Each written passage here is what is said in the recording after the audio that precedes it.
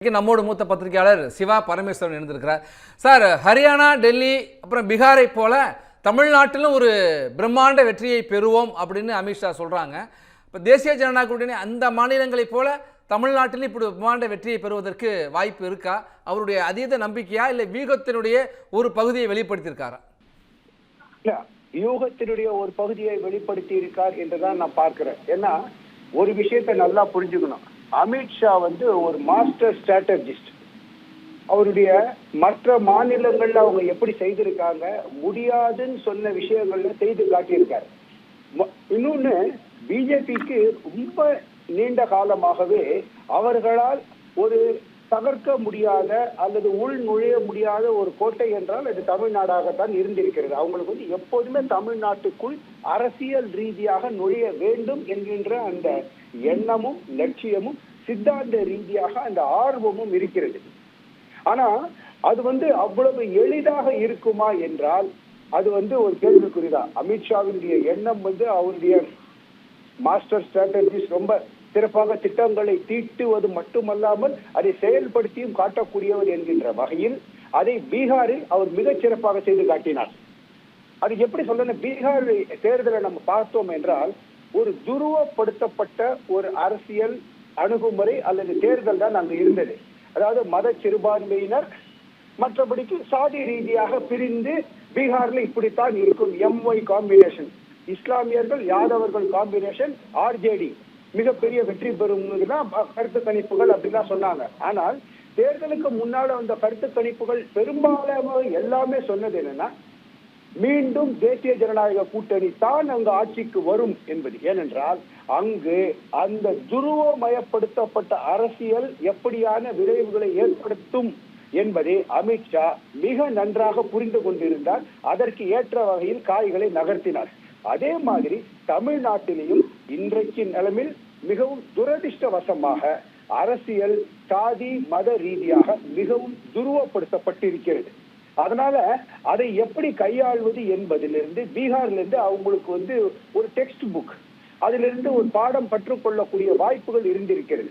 அது மட்டுமல்லாமல் இன்றைக்கு இருக்கக்கூடிய சூழலில் தமிழ்நாட்டில் 4 முனை போட்டியாகத்தான் இருக்கும். அது 5 முனை போட்டியாக மாறினாலும் ஆச்சரியப்படுவதற்கில்லை. இப்ப 4 முனை போட்டியாக வரும் பொழுது கட்டாயம் வாக்குகள் பிரியும், சிதறும் அல்லது பிரிக்கப்படும். அப்போ யாருடைய வாக்குகள் பிரிக்கப்படும், யாருடைய வாக்குகளை யார் பிரிப்பார்கள் என்கின்ற கேள்வி எல்லாம் அவர்கள் தரப்பில் சிந்திக்கப்பட்டிருக்கும் என்பது மிக மிக உறுதி. இப்ப திமுகவை ஆட்சியிலிருந்து அகற்ற வேண்டும் என்று தேசிய ஜனநாயக கூட்டணி விரும்புகிறது. திமுகவுக்கு எதிரான நிலைப்பாடுகள் கொண்டிருக்கின்ற கட்சிகளும் மற்ற இப்போ தாவேகாவினுடைய தலைவரும் அதுதான் சொல்றார், திமுக தான் எங்களுடைய எதிரி, அவர்கள் ஆட்சியை நாங்கள் அகற்றுவோம் என்று. இப்ப 4வது இன்னொரு அணியாக இருக்கக்கூடிய சீமானும் அதைத்தான் சொல்கிறார். அப்ப திமுகவுக்கு எதிராக ஒரு மனோபாவம் சிந்தனை இருக்கின்றது. அதை தங்களுக்கு லாபகரமாக பயன்படுத்தி கொள்ள முடியுமா என்பதுதான் அமித்ஷாவினுடைய கணக்காக இருக்கக்கூடும் என்று நான் கருதுகிறேன். அப்போ ஏற்கனவே எல்லா தேர்தல்களிலையும் வாக்கு எண்ணிக்கையினுடைய கூட்டு, அதாவது இந்த யார் எவ்வளவு வாக்கு பெற்றார்கள் என்பதை கூட்டி பார்க்கும் பொழுது அது யதார்த்த ரீதியில் அது இப்படித்தான் இருக்கும் என்று சொல்ல முடியாது. எப்படியான போக்கைக்கு செல்லக்கூடும் என்பதை காணக்கூடியதாக இருக்கிறது. 2024 நாடாளுமன்ற தேர்தலில் அதிமுகவும் பாரதிய ஜனதா கட்சியும் தங்களுக்கு இடையே இருந்த கூட்டை முறித்து கொள்ளாமல் இருந்திருந்தால் நாடாளுமன்ற தேர்தல் முடிவுகள் வேறு மாதிரியாக இருந்திருக்கும். சட்டசபை தேர்தலில் அவர்கள் அணுகுவதற்கு இன்னும் சுலபமாக இருந்திருக்கும். அதிலிருந்து அதிமுக அவசியம் பாடம் கற்றுக்கொண்டார்கள் என்பதுதான் புரிந்து கொள்ளக்கூடியதாக இருக்கிறது. அப்பொழுது அவர்களுக்கு தெரிகிறது, தேசிய அளவில் பாரதிய ஜனதா கட்சிக்கு எதிராக அரசியல் செய்த அல்லது ஆட்சியில் இருந்த மாநிலங்களில் இவர்கள் எப்படியான ஒரு அணுகுமுறையை முன்னெடுத்து வெற்றியை பெற்றார்கள் அல்லது வெற்றியை ஈட்டு தந்தார்கள். அதே போன்று ஒரு நிலைப்பாடு அல்லது ஒரு ஸ்ட்ராட்டஜி, உத்தி, தந்திரோபாயங்களை தமிழ்நாட்டில் செய்ய முடியும் என்றுதான் அமித்ஷா தலைமையிலான அந்த பாரதிய ஜனதா கட்சியின் வியூகம் வகுக்கின்ற குழுவும் அவர்களும் இணைந்து செயல்படுகின்ற அதிமுக நினைக்கின்றார்கள். ஆனால் இதில் என்னன்னா, மற்ற எல்லா மாநிலங்களையும் கேரளா அல்லது மேற்கு வங்கம் போன்ற ஓரிரு மாநிலங்களை தவிர பெரும்பாலான மாநிலங்களில் ஒன்று பாரதிய ஜனதா கட்சி ஆட்சியில் இருந்திருக்கிறது அல்லது பிரதான எதிர்கட்சியாக இருந்திருக்கிறது.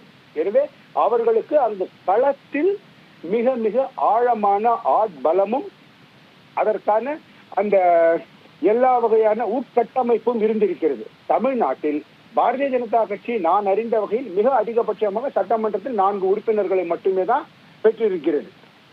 அதனால அவர்களுக்கு தங்களுடைய எண்ணம் அல்லது லட்சியத்தை நிறைவேற்றி தமிழ்நாட்டில் தேசிய ஜனநாயக கூட்டணி தலைமையிலான ஒரு ஆட்சியை அமைக்க வேண்டும் என்றால் எந்த அளவிற்கு அவர்கள் தங்களது கட்சியினுடைய உட்கட்டுமானத்தை வலுப்படுத்தி இருக்கின்றார்கள் அல்லது வலுப்படுத்தி வருகின்றார்கள், மற்ற கட்சிகளுடன் இணைந்து அவர்கள் எப்படி செயல்பட போகிறார்கள் என்பது இது மிகவும் கவனிக்கப்பட வேண்டிய ஒன்று. ஏனென்றால் அவர்கள் ஆட்சியிலும் இருந்ததில்லை, எதிர்கட்சி வரிசையிலும் இருந்ததில்லை.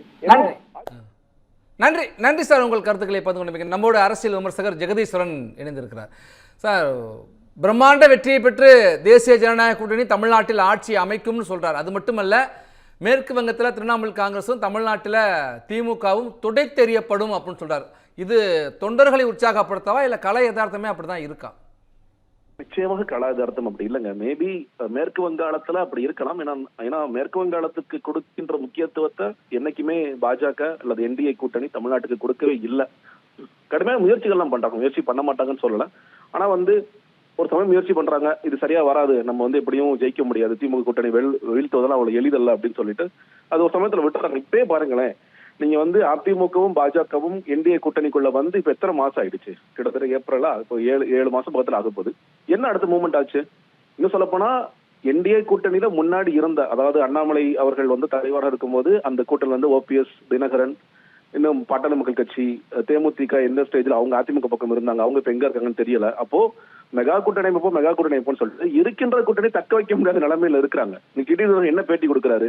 3வது இடத்துக்கு என்டிஏ தள்ளப்படும் சொல்றாரு. எந்த என்டிஏ நான் தான் என்டிஏல இருக்கேன், எடப்பாடி பழனிசாமி இந்த என்டிஏக்குள்ள சேராருன்னு சொன்னாரோ அதே தினகரன் பேட்ட சொல்றாரு, 3வது இடத்துக்கு தள்ளுவதுதான் எங்களுடைய நோக்கம் அப்படிங்கிற அளவுக்கு போறாரு அவர். அதற்காக விஜய் கூட சேர்றது கூட தயாராக இருக்கிறங்கிற மாதிரி தான் அவருடைய பேச்சு காண்பிக்குது. ஒட்டுமொத்தமாக அதிமுக வீழ்த்த வேண்டும்ங்கிறது இவர் நோக்கமாக இருக்கின்றது.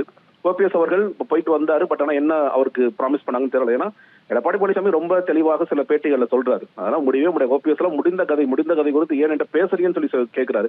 அவருக்கு அவ்வளவு பிடிவாதம் இருக்கின்றது. அவருக்கு நான் தோற்றாலும் பரவாயில்ல, நான் என்னோட கட்சிக்கு தலைமையில் இருந்தால் மட்டும் போதுமான ஒன்று, நான் ஓபிஎஸ் மற்றவர்களும் சேர்க்க வேண்டிய அவசியம் இல்லைன்னு சொல்லி சொல்றாரு. அன்புமணி ராமதாஸ் இன்னைக்கு பாமக 2 துருவங்களாக இருக்கிறாங்க. யார் எந்த பக்கம் போவாங்க அப்படிங்கிறது நமக்கு தெரியல, ஒரு பெரிய கேள்வியா இருக்குங்கிறத பார்க்கின்றோம். அப்போ இருக்கின்ற கூட்டணியை தக்க வைக்க முடியாத நிலைமையில இருக்கும் பொழுது நாங்க திமுக துடை தருவோம்னு சொல்லுவது பிராக்டிகலி பாசிபிளான்னு கேட்டீங்கன்னா நிச்சயமாக இல்ல. மேபி மேற்கு வங்காளத்துல ஒரு முயற்சிகளை மேற்கொள்ளலாம். தொடர்ச்சியா நாடாளுமன்றம் பெரிய டஃப் ஃபைட் கொடுக்குறாங்க. இப்ப நாடாளுமன்றத்துல நிறைய ஜெயிக்கவும் செய்யறாங்க அப்படிங்கிற பார்க்க முடியுது. ஆனா இந்த பக்கம் திமுகவை தொடர்ச்சியாக நான் சொல்றது 19ல இருந்து இன்னைக்கு வரைக்கும் அவர்களால் வீழ்த்த முடியாத ஒரு சக்தியாக இருந்து ஒரு வீழ்த்த முடியாத சக்தியாகத்தான் இருந்துட்டு இருக்காங்க. மிக முக்கியமான காரணம் ஒண்ணுதான், இங்க சரியான கூட்டணியை கூட அமைக்க முடியாத நிலைமையில தான் இன்னைக்கு என்டிஏ இருக்கு அப்படிங்கறத பார்க்க முடிகிறது. இன்னைக்கு தேதியில நான் பேசும் பொழுது உண்மையிலேயே அமித்ஷா அவர்களுக்கு தமிழ்நாடு மேல இன்ட்ரெஸ்ட் இருக்கு அப்படிங்கிற கேள்வி எனக்கெல்லாம் எழுது. ஏன்னா பார்க்கும் பொழுது பெரிய இன்ட்ரெஸ்ட் இருக்க மாதிரி தெரியல. ஓகே பரவாயில்ல விட்டுருவோம், நம்ம அடுத்த வாட்டி பாத்துக்கலாம், நமக்கு இந்த வாட்டி மேற்கு வங்காளம் தான் முக்கியம். ஆனா ஒரு பேட்டியில் கேட்கும்போது அப்படிலாம் சொல்ல முடியாது. பேட்டியில் கேட்கும்போது 2 தேர்தல் வருது, 2 தூக்கி எறிவோம், கேரளா தேர்தல் நாங்க வெல்வோம் அப்படிதான் சொல்லி ஆக வேண்டும். அந்த தொண்டர்களை உற்சாகப்படுத்துவதற்கு வேண்டுமானால் இந்த பேச்சு தமிழ்நாட்டை பொறுத்த வரைக்கும் பயன்படலாமே தவிர இது உண்மையில் இது சாத்தியமா அப்படிங்கறதுல $1 மில்லியன் கொஸ்டின் தான். ஜெகதீஸ்வரன், வீழ்த்த முடியாத சக்தியா இருக்கு அப்படின்னு சொல்றீங்க. ஆனா வீழ்த்த முடியாத சக்திகள் எல்லாம் வீழ்ந்து போய் காணாமல் போனதையும் நம்ம தேர்தல் அரசியலில் ஜனநாயகத்தில் பார்க்கிறோம். அப்படியே மிகப்பெரிய கட்சியாக இருந்த 400 இடங்களுக்கு மேலே நாடாளுமன்றத்தில் வெற்றி பெற்றிருந்த காங்கிரஸ் இன்றைக்கு எந்த இடத்துல இருக்குது? பல மாநிலங்களில் ஆட்சி அதிகாரத்தை இழந்து விட்டது. நிறைய மிக மோசமான தோல்வியை காங்கிரஸ் தொடர்ச்சியாக சந்திச்சுட்டு இருக்கிறத பார்க்க முடிகிறது.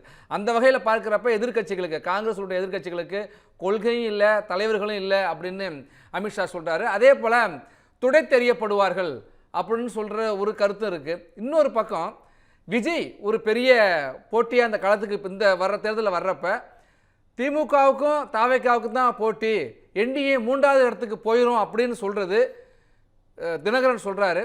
தாவேக்காவும் அதை சொல்லுது. அது அவர்களுடைய அந்த கருத்து என்பது அது எதை வெளிப்படுத்துகிறது? முதல்ல நீங்க காங்கிரஸ் மோசமான நிலைமையில் தான் இருக்கு, அதனால மாற்று கருத்தே இல்லை. ஆனா காங்கிரஸ் தொடர்ச்சியாக வீக்கன் ஆயிட்டே இருந்தாங்க. அவங்க எந்த ஒரு தேர்தல் முடிவில் இருந்தும் பாடம் கத்துக்கவே இல்லை. தலைவர்கள் பல பேர் என்டிஏ கேம்புக்கே போனாங்க, பிஜேபிக்கு ஷிஃப்ட் ஆனாங்க. இங்க கொள்கை ரீதியாக அவங்கள்ட்ட பெரிய வித்தியாசம்லாம் இல்லை. இதை முன்னெடுக்கிறதுக்கு சரியான நபர்களும் இல்ல. அது ராகுல் காந்தியும் சரி, பிரியங்கா காந்தியும் சரி, சோனியா காந்தியும் சரி தேர்தல் நேரத்துல கடுமையா உழைக்கிறாங்க, அப்பப்ப இஷ்யூஸ்ல ஒர்க் பண்றாங்களே தவிர பாஜக மாதிரியான ஒரு கன்சிஸ்டன்ட் ஃபோர்ஸா ஒர்க் பண்றாங்களா இல்ல. அதனால காங்கிரஸ் முக்து பாரத் அப்படிங்கிற ஒரு கோலோட ஒர்க் பண்றாங்க. முதல்ல வந்து வடகிழக்கு மாநிலங்கள் என்ன பண்ணணுங்கிற பார்த்தாங்க, எந்தெந்த இடத்துல காங்கிரஸ் ஸ்ட்ராங்கா இருக்கும் அதெல்லாம் எப்படி வீக் பண்றது வேலை பார்த்தாங்க. காங்கிரஸ் அதை புரிஞ்சுக்காது, காங்கிரஸ் இன்னைக்கு வரைக்குமே புரிஞ்சுக்காது. நம்ம பீகார் வரைக்கும் நம்ம பாக்குறோம். ஆனா திமுக அப்படி இல்ல. நீங்க வந்து 2019க்கு முந்தி 2016ல அவர் தோல்வி அடைஞ்சாங்க. சொல்லப்போனா அவருக்கு பிறகு நடந்த ஆர்கே நகர் இடைத்தேர்தலில் நீங்க சொல்ற மாதிரி வரலாறு வந்து அவங்களுக்கு 3வது இடம் தான் கொடுத்துச்சு. டெபாசிட் கூட வாங்க முடியாத கட்சியாக இருந்தது. ஆனால் அதுல இருந்து திமுக பாடம் கத்துக்கிட்டாங்க. இதற்கு பிறகு நாம் வெல்வதற்கு சித்தாந்த ரீதியாக என்ன செய்யணும், கட்டமைப்பு ரீதியாக என்ன செய்யணும், எந்த பாதையில இந்த கட்சியை கொண்டு போகணும் அப்படிங்கறத கத்துக்கிட்டு இன்னைக்கு வரைக்கும் தொடர்ச்சியா அதை கன்சிஸ்டன்டா, அதாவது மக்கள்கிட்ட, அதாவது நீங்க வந்து அது உண்மை சொல்றாங்களா பொய் சொல்றாங்களா என்ன அப்படிங்கறத நெரேட்டிவ் என்ன சொல்லணும் அப்படிங்கறதுல திமுக ரொம்ப தெளிவாக அதுல பயணப்பட்டே இருக்காங்க. மக்களும் வந்து இப்ப கடைசியாக திருப்பரங்குன்றம் இஷ்யூ வரைக்கும் மக்கள் எந்த பக்கம் நிற்கிறாங்க அப்படிங்கறத நம்ம பார்த்துட்டு தான் இருக்கும். சோ அதனால திமுகவிற்கு அந்த பலம் இருக்கிறது, கட்டமைப்பு ரீதியான பலம் எல்லாமே இருக்கின்றது. அதனாலதான் சொல்றது வந்து எந்த சக்தியுமே தொடர்ந்து எரிய முடியாத சக்தி எல்லாம் கிடையாது. ஆனா அதற்கு இந்த ரெண்டு பக்கம் நிறைய வேலை செய்யணும், இந்த பக்கம் வீக்கன் ஆகணும். பட் திமுக கதையை அந்த மாதிரி இல்ல. திமுக வந்து கூட்டணி இன்னும் ஸ்ட்ராங் பண்ணிட்டே இருக்காங்க. 2019 அமைந்த கூட்டணி இன்னைக்கு வரைக்கும் கூட்டணியை தொடர்ந்து கொண்டே இருக்கின்றது. இந்த மாதிரி கன்சிஸ்டன்டா கூட்டணிகள்லாம் கட்சிகள்லாம் இருந்ததுல நமக்கு தமிழ்நாடு வரலாறுல தெரியும். அது ஒரு பக்கம். இன்னொரு பக்கம் தாவேக்க வந்து 3வது இடத்திற்கு அதிமுக தள்ளுறதுங்கிறது கட்டமைப்பு ரீதியாக அதற்கெல்லாம் வாய்ப்பு கிடையாது. தாவேக்க சும்மா வாய் வார்த்தையில தான் பேசுறாங்களே தவிர ஒரு இஷ்யூஸ்க்கு கூட பேசாம இன்னும் வீட்டுக்குள்ள ஒளிஞ்சிட்டு இருக்க தலைவராகத்தான் விஜய் இருக்கின்றார். அதனால அதெல்லாம் அதற்கான வாய்ப்புகளும் கிடையாது. தாவேக்க 3வது தான் வரும். தினகரனுக்கு அதிமுகவை பழிவாக தாவேக்கை பயன்படுத்த முடியுமா அப்படின்னு அவர் யோசிக்கிறார், பார்க்கிறார். அதற்கான வாய்ப்பு. நன்றி ஜெகதீஷ் சார். நன்றி Jagadish sir. 13 years of trust, a revolution of gratitude, 100% assured appreciation with gratitude. G Square ஓட 13th year anniversary offer plot villa apartment எது புக் பண்ணாலும் 25 வருஷத்துக்கு பவர் இருக்கும், ஆனா EB bill இருக்காது. Up to 5 kilowatt solar panels with no additional cost ஓட கிடைக்கும். Zero EB revolution. To book call 8939710009.